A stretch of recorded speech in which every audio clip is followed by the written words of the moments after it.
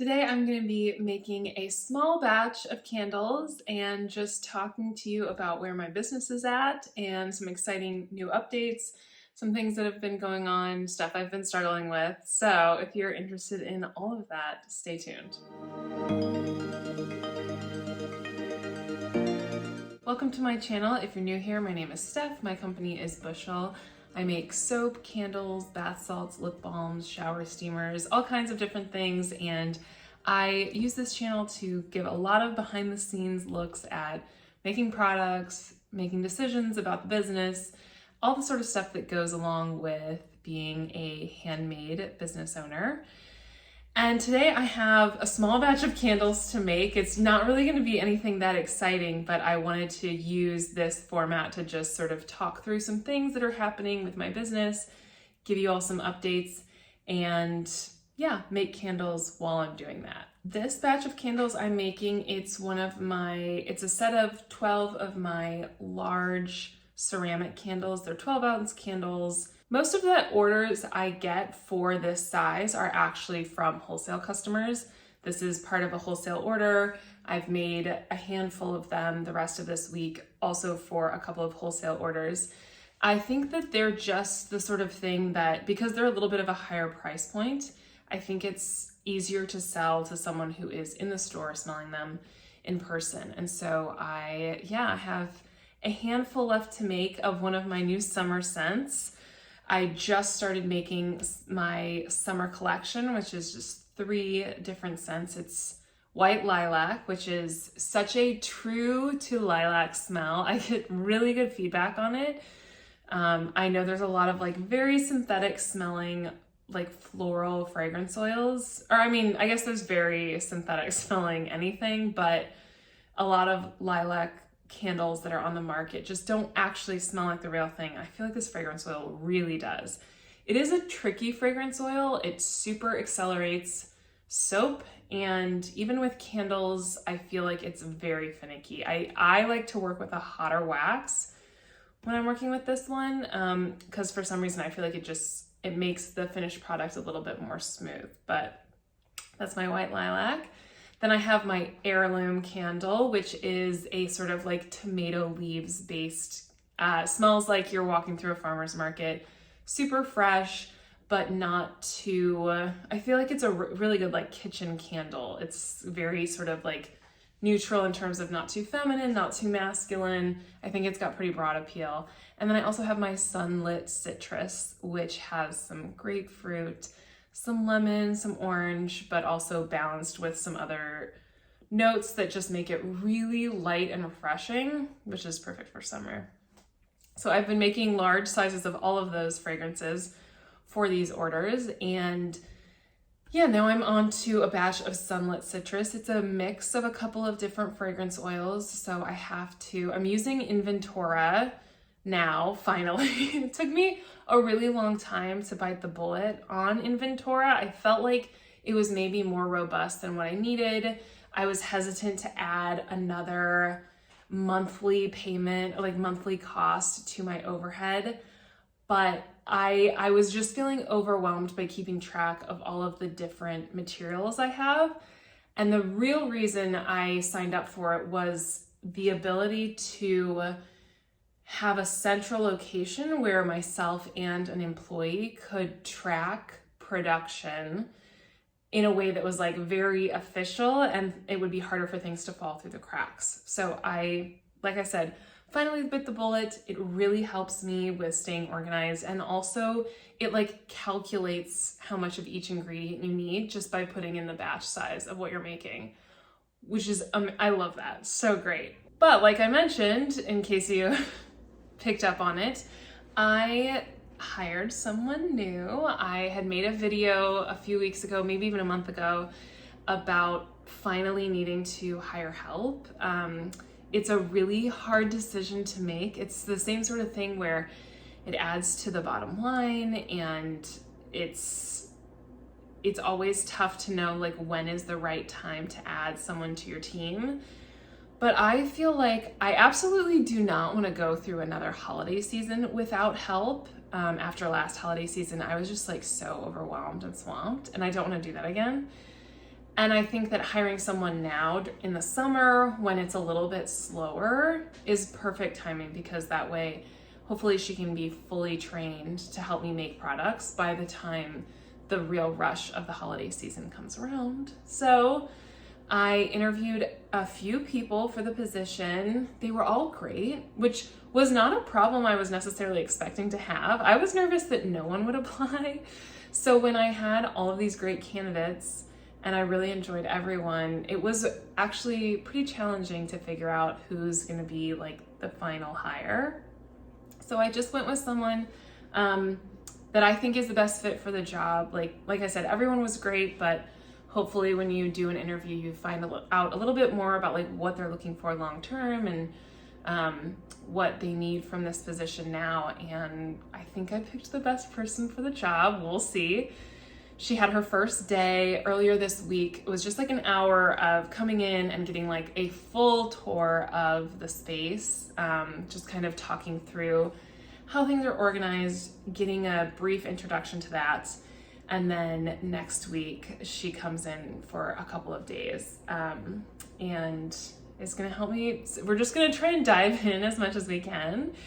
There's some stuff that's easier for someone else to take on than it is, than like maybe something that needs very meticulous step-by-step training. So I've tried to make a running list of those kinds of tasks, like things that need very little instruction that she can sort of dive into while I'm taking care of these wholesale orders. And then, yeah, just slowly but surely, I don't know, I'm figuring everything out as I go. I've never been someone's boss, really. I mean, aside from like babysitters, which I don't think counts, this is a very new experience for me. So I think I have the right mix of, I don't know, nervousness and excitement about it. That's sort of where the push for Inventora really came from, and I've been loving it. I don't know if any of you use it, if anyone's interested in like a broader video about it, like pros and cons maybe, feel free to leave a comment if you want me to talk more about it. But I feel like especially for anyone who manages multiple products, like not just you have like multiple scents in your candle line. I mean, if you're making like candles, soap, bath bombs, all those different things, I feel like it's especially really helpful on that front, because it allows me to add all of the individual items, including like labels and whatever containers they're in. And I think it's just gonna allow me to avoid the sort of like last minute panics that I have when I realize that like an order has come in for wholesale and I don't have enough ingredients, or I don't have enough of the packaging materials, and now I'm like rushing to get something delivered. So I don't know, I'll keep you posted. Like I said, let me know if you want a full video on it and I will talk more about it. Right now, my wax is fully melted, so I'm going to mix together the fragrance oils for this batch, and then I'll talk more as I start mixing and pouring.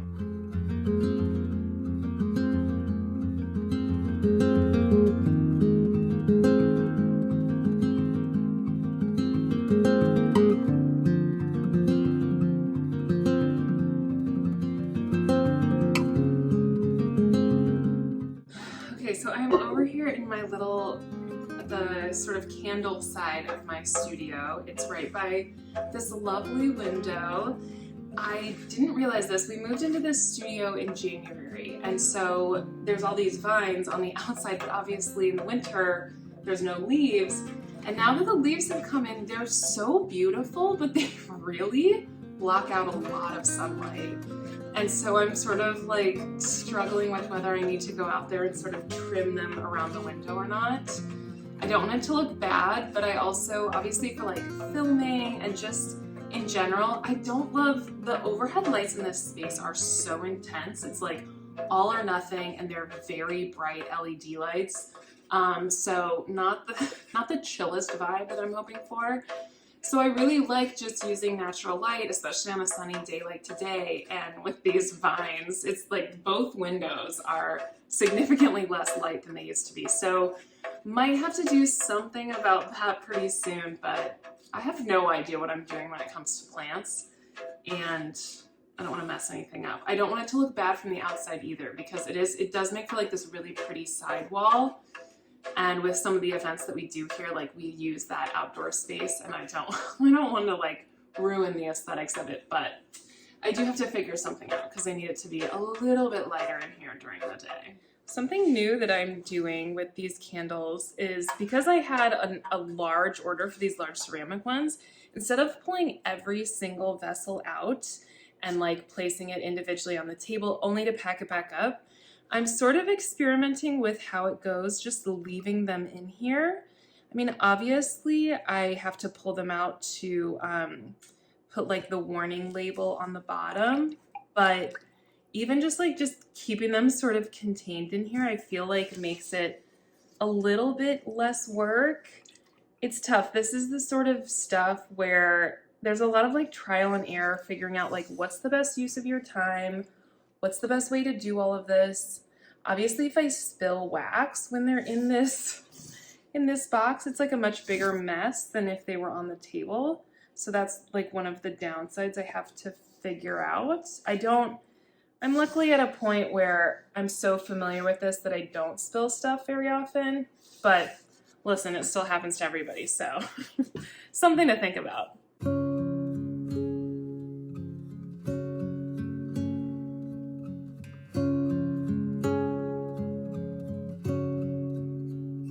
Okay, so I've poured all of the candles now for this batch, and the tricky part now for me, the part where I usually like get a little bit lost or lose focus, is that I need to wait until these have semi-solidified in order to put the wicks in. And I feel like I really easily lose track of time around that process, because it takes a while for that to happen. Like we're talking at least a half an hour before they have solidified enough for me to secure the wick in there. So a half an hour is a very easy amount of time for me to just like completely get engrossed in something else. And then before I know it, I come back and it's gone too far. And now I don't know, it's like a whole thing. Maybe other people don't have this problem. This is a reoccurring problem for me. So I am trying to like set timers so that I can maybe start cleaning or do some other like small tasks that won't get me like fully engrossed in them, but also not lose track of the fact that I have to keep an eye on these in order to get the wicks in. So that's my next thing that I'll be doing is, just trying to clean up around here. That's another thing about having an employee that I'm really trying to work on, is I want to keep this space in a more universally clean and organized setup, as opposed to something that feels organized to me because my brain knows where everything is, but in reality, it's kind of a mess. I mean, nothing's like truly messy, but things are placed sort of all over, and there's a lot of stuff that just gets shoved somewhere because I don't have a long-term home for it. And especially if somebody else is going to be navigating this space, pulling ingredients and packaging materials and doing all of that stuff, I want to make sure that it doesn't feel like they are now victims to my mess, instead of having a process that like really works universally. So it's a lot of pressure, because it's also just not something I'm used to. I'm very used to like being the only person who spends a significant time in this space. And if it works for me, then it works, because that's really all that matters. And I definitely have to change that mindset. So not only cleanliness, but also just systems. I'm trying to get more and more of how this business works out of my head and onto paper, or I mean, not literal paper. A lot of it is kept in like Notion, but I need to stop thinking of how things work in this business as information that I hold. I really need it to be stuff that can be replicated by someone, no matter, what their expertise is. Because ideally, this is not the only employee I ever hire. I would love to have a big enough business that I can hire more people. And if I start the systems now, it's going to be that much easier when the company grows. Like I said, with Inventora, I wish I had gotten that, honestly, at least a year ago. I think I absolutely could have avoided some additional expenses and just some general like feelings of like being frazzled. I mean, obviously, I'm probably gonna always feel frazzled. It's my business. I feel a lot of pressure on myself. There's a lot going on. But I think having things like this in place that help you just, like I said, just make things more uniform in terms of how they get executed. Anybody can do it who follows the instructions. Not everything has to be like a question that comes to me. How does this work? That's all going to be super beneficial down the road. It takes a lot of extra time up front to create those processes, to document those processes, and to do it in a way it's like you want to have enough information that someone can do it themselves, but you don't want to put too much information so that it's kind of convoluted and overwhelming to someone else. And that's a really tough dance of like how to navigate those two things. Because I also only really know what I would want if I were an employee. And I have to try and think what would, the average person want as opposed to just me. So I'll be working on that a lot. I'm also hoping to get some time to work on a formal business plan because I am seeking outside funding from a bank most likely, but like a small business loan. They definitely want you to have a business plan, which I've never created because I don't think you need one personally. I think things change so much, especially in a super small business, that the time it takes to put it together, I don't know. If I had made a business plan at the beginning of this business, it would have been outdated very quickly. Even if I had made a business plan 6 months ago, it would be pretty outdated.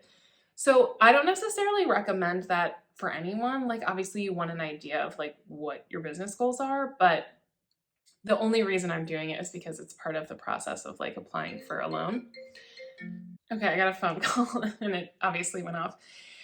But like I said, I've got to spend a lot of time, which is tough. I feel like it's always hard to set aside time for something that doesn't feel super urgent when making products feels urgent and getting organized feels urgent and like all of the kind of stuff that I could spend my time on right now that I have to like put on the back burner so that I can plan ahead for things that I really need to get on top of.